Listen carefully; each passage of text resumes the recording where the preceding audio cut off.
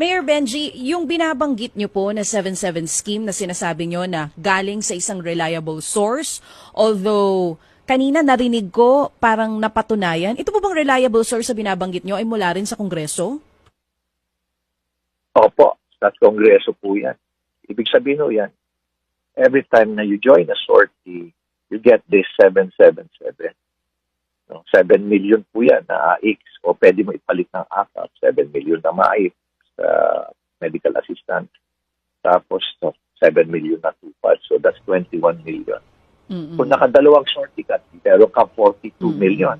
Kung nakatatlo ka, o nakaapat ka, meron kang 84 million. Oo, malaki. Oo, dumami ng dumami. Dumami ng dumami.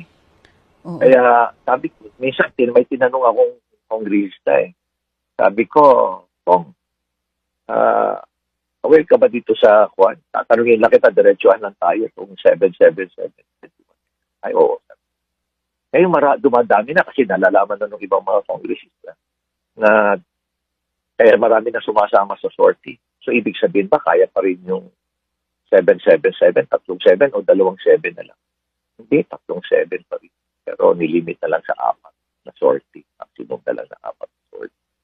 Bukod po dun sa sinabi niya sa inyo at nagtanong kayo kung totoo ba, siya po ba mismo itong reliable source nakatanggap din daw nung sinasabi na ipinamimigay po?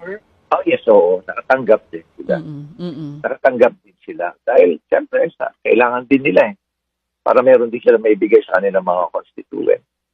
Pero nakokonsensya sila. Alam mo, hindi lang isa nakausap ko, Juan. Hindi lang isa nakausap ko. May mga kongresista nga na lumalapit sa akin. Mas ma'am, pipisilin pa yung aking braso at sasabihin sa akin na ituloy mo lang yan, Mayor Benji. Totoo yan. Mayor, dito po sa pagsisiwalat nyo nito, hindi naman po ito unang beses sa sinabi nyo dito sa ating programa. Hindi naman po kayo nakakatanggap ng kahit anong panggigipit sa inyo po mismo? Ay, sigurado ako, magkakaroon ako ng sigurado naman po ako na baka maipit din po ako.